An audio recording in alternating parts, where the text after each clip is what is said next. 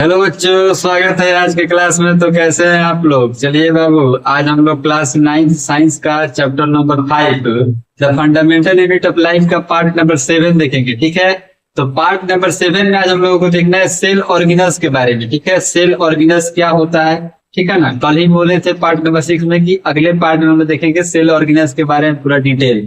तो चलिए बाबू क्लास शुरू करते हैं। क्लास शुरू करने से पहले भगवान एक लाइन है आप लोगों के लिए। किसी ने क्या खूब कहा है, सफलता की लड़ाई अकेले ही लड़नी पड़ती है साहब। सफलता की लड़ाई अकेले ही लड़नी पड़ती है साहब। भीड़ तो जीत का खुशी मनाने के लिए होता है। भीड़ तो जीत का खुशी मनाने के लिए होता है। तो चलिए आज की क्लास शुरू करते हैं बाबू, ध्यान दीजिएगा। पार्ट नंबर 7 में आज हम लोगों को देखना है सेल ऑर्गेनल्स के बारे में। क्या चीज के बारे में? Cell organelles. ठीक है, सेल ऑर्गेनल्स क्या होता है देखिए। Cell organelles are specialized structure which in cell. बोल रहा है हुआ सेल ऑर्गेनल्स जो होता है स्पेशलाइज्ड स्ट्रक्चर होता है, मतलब स्पेशल स्ट्रक्चर होता है जो कहाँ पे रहता है, तो सेल में रहता है। ठीक है, that carry out specific function essential for maintaining cellular life. बोल रहा है बुआ ये क्या करता है, इसका मतलब काम जो होता है वो स्पेशल काम रहता है। मतलब जितने भी सेल ऑर्गेनल्स होते हैं उसका स्पेशल काम रहता है, मतलब किसी ना किसी का अलग अलग काम रहता है। ठीक है, और ये सेलुलर लाइफ को क्या करता है, मेंटेन करके रखता है। ठीक है ना। तो चलिए हम देखते हैं सेल ऑर्गेनल्स का कुछ यहाँ पे एग्जाम्पल दिया गया जो क्लास 9 में पढ़ना है हम लोगों को। ठीक है, यही 7 को जो चीज है वो क्लास 9 में सेल ऑर्गेनल्स के बारे में, यही 7 को सेल ऑर्गेनल्स के बारे में क्लास 9 में पढ़ना है। ठीक है ना, तो टेंशन नहीं लीजिएगा। पहले नंबर एग्जाम्पल क्या है, इंडोप्लाज्मिक रेटिकुलम, जिसको शॉर्ट में ईआर कहा जाता है।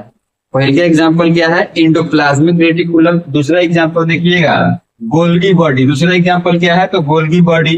तीसरा एग्जाम्पल क्या है, तो राइबोसोम। तीसरा एग्जाम्पल क्या है, राइबोसोम।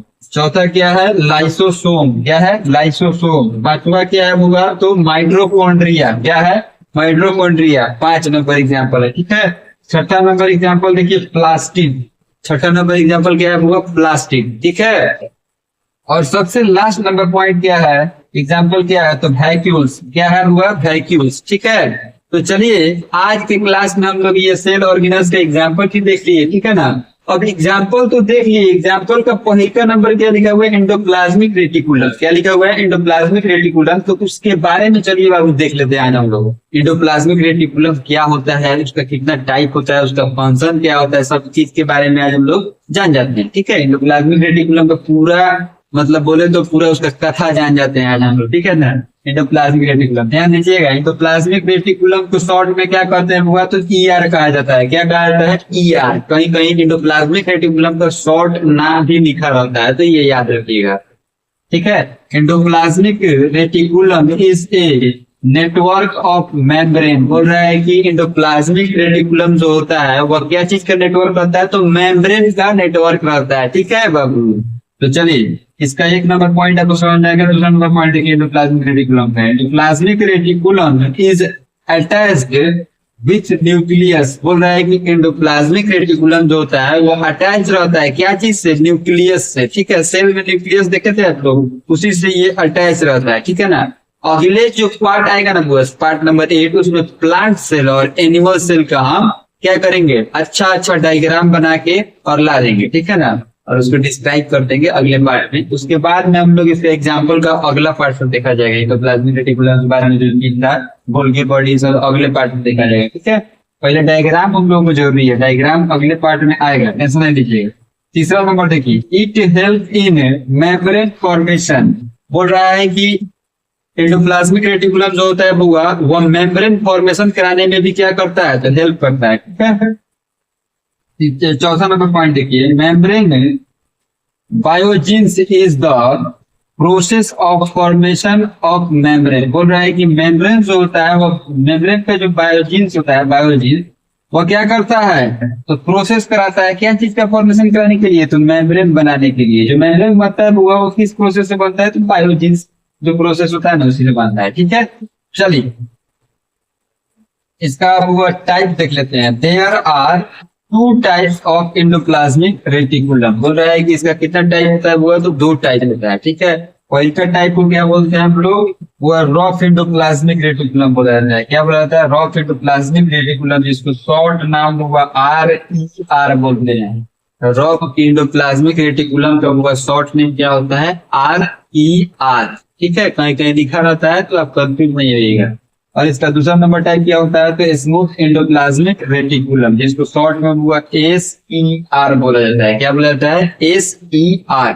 ठीक है, यही दो टाइप होता है एंडोप्लाज्मिक रेटिकुलम का, रॉफ एंडोप्लाज्मिक रेटिकुलम और स्मूथ एंडोप्लाज्मिक रेटिकुलम। ठीक है, RER एंड SER। ठीक है, ये चीज हुआ देख लीजिए। RER का क्या काम होता है? RER क्या होता है? तो rough endoplasmic reticulum synthesize protein for the cell. बोल रहा है कि रॉफ एंडोप्लाज्मिक रेटिकुलम जो होता है वो सिंथेसाइज करता है क्या चीज को? तो प्रोटीन को। कहाँ पे? तो सेल के लिए। ठीक है ना, फॉर द सेल, कहाँ किस चीज के लिए? तो सेल के लिए। SER के बारे में देखिए, smooth endoplasmic reticulum synthesize fat and lipid for the cell. बोल रहा है कि स्मूथ एंडोप्लाज्मिक रेटिकुलम जो होता है वो क्या करता है? तो सिंथेसाइज कराता है फैट को और लिपिड को। किस चीज के लिए? तो सेल के लिए। ठीक है, तो चलिए बाबू, आज के क्लास में हम लोग, क्लास में बहुत मजा आया। क्लास में हम लोग देखे क्या? तो सेल ऑर्गेनल्स देखे, सेल और सात को होता है, जो 9th क्लास में साथे को यही सात को पढ़ना है, मेन साथे को इसी चीज के बारे में पढ़ना है। ठीक है, उसका कोई का नंबर पॉइंट देखिए, एग्जांपल जो एक नंबर एग्जांपल थे एंडोप्लाज्मिक रेटिकुलम, उसके बारे में जान गया, उसका टाइप कितना होता है उसके बारे में जान गया। ठीक है, अब हम लोग कल देखेंगे मोबाइल, ये गोल्गी बॉडी देखने से पहले कल के पार्ट में हम लोग देखेंगे एनिमल सेल और प्लांट सेल का डायग्राम, बढ़िया से पूरा उसका अच्छा सा डायग्राम और उसके फंक्शन के बारे में। ठीक है ना, एनिमल सेल क्या होता है, प्लांट सेल का डिफरेंस क्या होता है, इसके बारे में जान जाएंगे।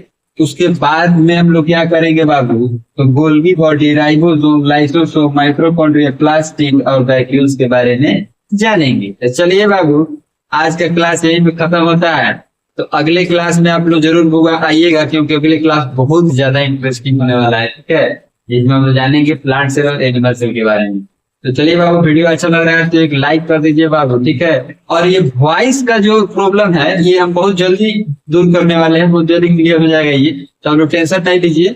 ठीक है, माइक बहुत जल्दी हम देने वाले हैं। ठीक है, आप लोग थोड़ा सब्सक्राइब जल्दी जल्दी करते हैं तो थोड़ा सा और मतलब मन में उत्साह मेरे आता है। ठीक है, यही बात है। तो हम बहुत जल्दी कोशिश कर रहे हैं कि माइक ले लें। ठीक है ना, माइक लेने के बाद में आवाज क्या हो जाएगा, बहुत अच्छा आने लगता है। वो हम भी जान रहे हैं कि माइक लेने के बाद में अच्छा आवाज है।